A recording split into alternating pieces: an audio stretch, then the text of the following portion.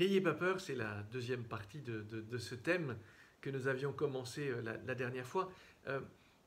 La peur, on a vu qu'elle se trouvait dans les commandements bibliques, n'ayez pas peur, et puis aussi cette passion morale qui est en nous et qui naît face à un mal qui est difficile à éviter. Dans l'Évangile, de quoi faut-il avoir peur? De quoi ne faut-il pas avoir peur?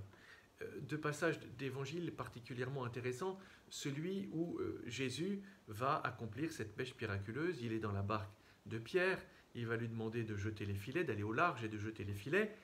Les barques vont se remplir et Pierre va avoir cette réaction: éloigne-toi de moi, Seigneur, car je suis un homme pécheur.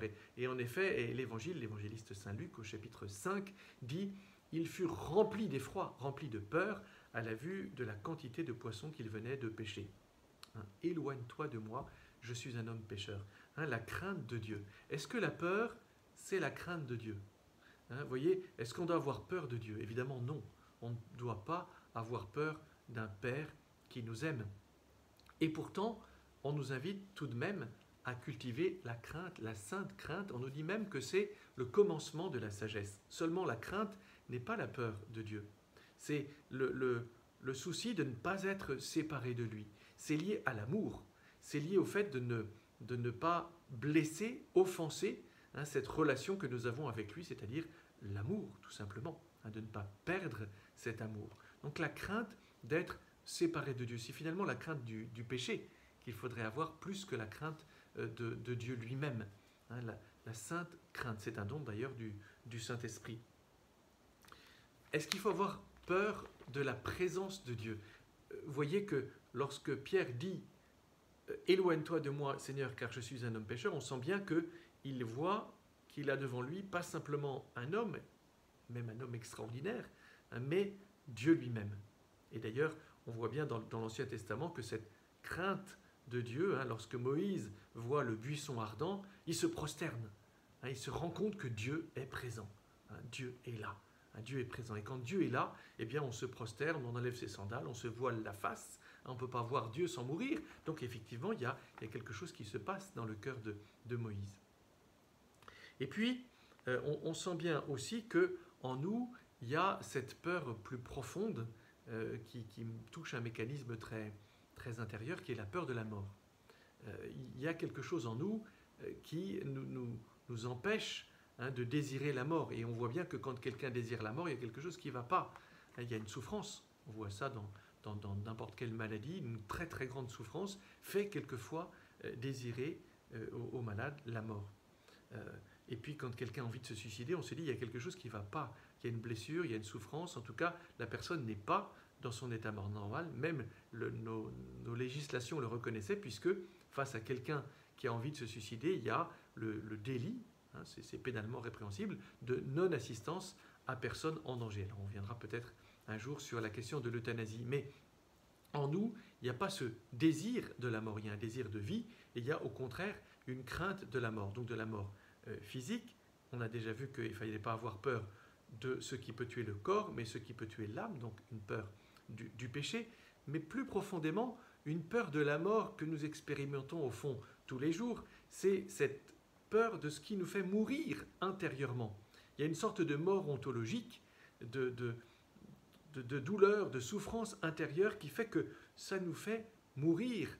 Le fait d'être humilié, le fait de perdre la face, le fait d'avoir été offensé, d'avoir les autres qui nous empêchent de vivre. Il y a quelque chose, vous voyez, qui en nous est de l'ordre de la mort. Et qui nous délivrera de cette mort intérieure, de ce goût amer qu'il y a parfois en nous, et qui est lié à un tas de choses, à notre histoire, à nous-mêmes tout simplement. Quelquefois nous ne supportons plus nous-mêmes, aux autres, bref, aux circonstances peut-être qui sont celles de nos vies. Il y a quelque chose qui nous fait mourir. Et voyez que toutes ces craintes, eh bien, elles ne sont chassées définitivement que par une seule personne, c'est celle de Jésus-Christ. C'est lui qui dit « n'ayez pas peur » aux apôtres. C'est lui qui dit « relève-toi », c'est le verbe de la résurrection, à ce Pierre qui s'est prosterné devant lui en lui disant « éloigne-toi de moi, je suis un homme pécheur ».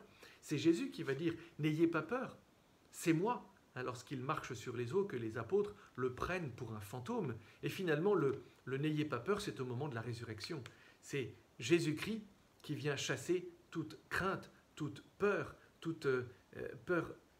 intérieure de cette mort ontique, de cette mort ontologique. Il faut une bonne nouvelle qui est celle de la résurrection pour nous faire vivre finalement dans la liberté des enfants de Dieu. Le Christ est ressuscité, il est mort pour tes péchés, il a pris sur lui, tes propres péchés, tes douleurs, tes souffrances, tes blessures, et par ces blessures, nous trouvons la guérison. Par ces blessures, nous sommes libérés. Donc il a pris sur toi tes péchés, tes craintes, tes peurs, tes angoisses, et il t'a libéré parce qu'il est mort et ressuscité pour toi. Et la question qui suit, c'est convertis-toi.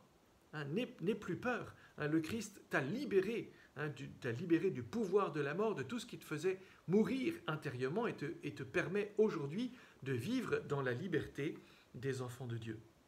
Alors voyez, vraiment, je vous invite à regarder vers le Christ ressuscité dans ce temps de panique. Tout est fait aujourd'hui pour nous faire paniquer. Je ne sais pas si c'est un plan, je ne suis pas du tout un adepte des théories du complot, mais c'est vrai qu'on appuie beaucoup sur les craintes des gens. Et donc du coup, ces peurs sont alimentées de manière tout à fait désordonnée. Alors on ne les maîtrise pas complètement, encore une fois c'est une passion. En revanche, on peut choisir d'avoir peur du péché, ce qui tue l'âme.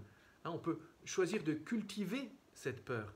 Et au contraire, on peut choisir de chasser les mauvaises peurs qui finalement nous encombrent la vie. Jésus dit, mais arrêtez d'avoir peur de ce que vous mangerez demain, de quoi vous vous vêtirez. Les païens se soucient de telles choses. Ce qu'on va boire, ce qu'on va manger, de quoi on va se vêtir, où est-ce qu'on va se loger. Évidemment, ce sont des préoccupations légitimes. Bien sûr, vous me direz, il ne faut pas être non plus inconscient. Le chrétien n'est pas quelqu'un d'inconscient, mais il recentre, vous voyez, ce combat. Il y a des mauvaises peurs et puis des bonnes peurs. Eh bien, il faut choisir. Et je vous invite vraiment à accueillir dans votre vie, au début de cette année, eh bien, le Christ ressuscité. C'est lui qui chasse définitivement toute peur. Et puis, effectivement, ce péché qui est à la racine, le démon qui est l'auteur du péché, il cherche justement à nous séparer de celui qui nous établit dans la paix, dans la joie, et qui est le Christ. Donc ce péché, il peut être pulvérisé, éliminé dans le pardon, dans la miséricorde. Et finalement, la réponse à ce temps que nous vivons, c'est la miséricorde. Ce n'est pas par hasard que les papes, depuis 50 ans, n'arrêtent pas de nous parler de miséricorde. Et le pape François, sa devise, c'est « Miserando et eligendo ». Il nous a fait miséricorde en nous choisissant. C'est ça le bon message que je voudrais vous donner en commençant cette année. Que Dieu vous bénisse.